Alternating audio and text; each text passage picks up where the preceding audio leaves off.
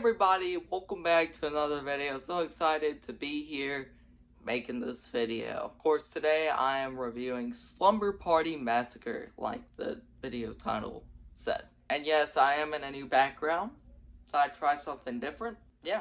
Alright, so this movie, it's called Slumber Party Massacre, which means this has to do something with the slumber party and people getting massacred. I'm going to tell you the plot, even though you could say that could be the plot.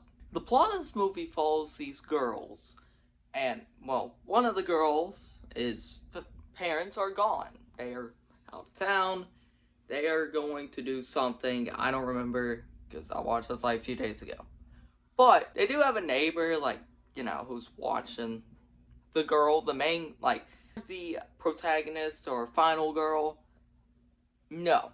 I actually think the final girl is somebody else. We'll get to that later.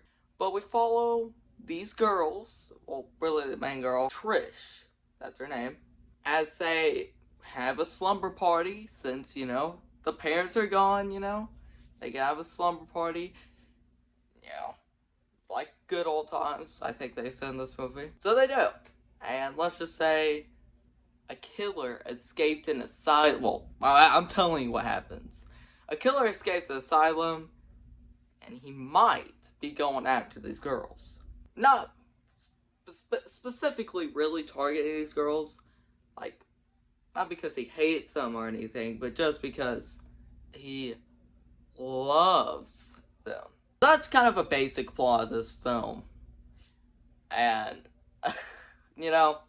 it sounds kind of generic, sounds kind of basic, which makes a lot of sense when you know the origins of this movie.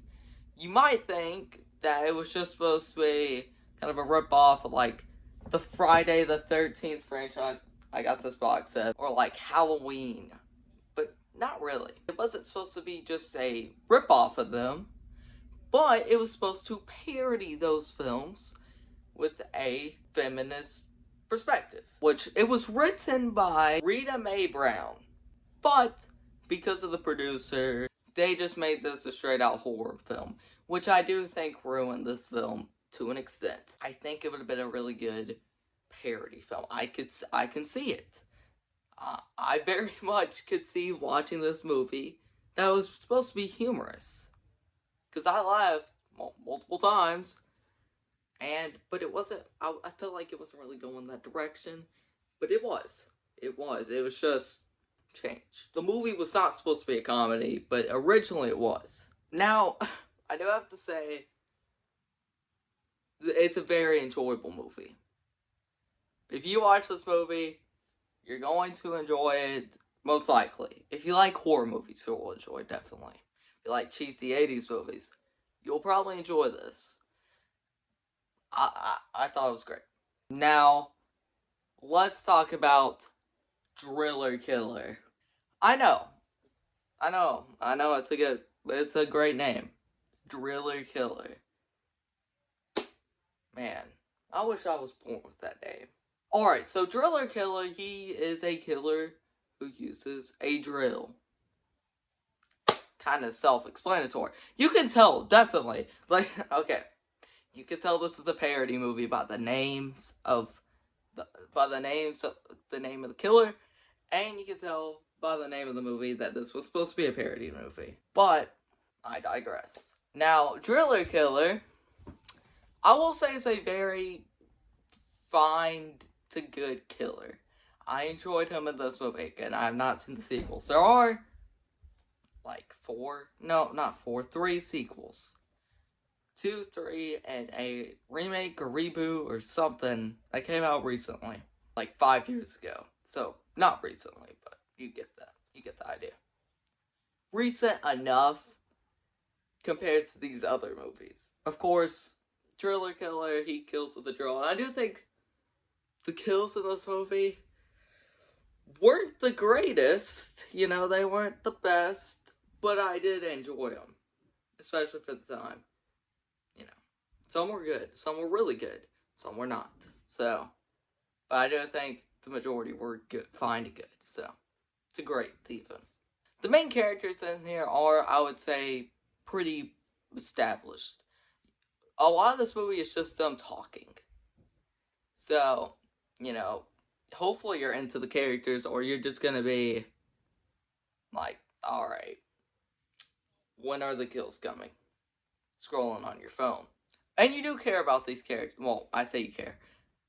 You don't really care, but you're interested in these characters. Now, there is a character in this movie that isn't at the slumber party. In fact, they bullied this girl. They invited this girl. They were playing basketball early in the film, and they invited this girl to the party. She says no because they were talking trash about her. But they live literally right next to each other. Which honestly sucks if that happened to me, but I digress. I would say she's the final girl. I would say she is the final girl. Not really the main character, Trisha. But then again, you could disagree. I don't really know what I was going with. But anyway, I don't really have much else to say. I did enjoy this movie. Thought it was very good. I really liked the killer. I think the killer was pretty... I liked him. And I honestly want to watch the sequels. But I don't know if I'm going to do reviews back to back to back to back. Like someone like Strange Michael, well, Night of the Living Dude did.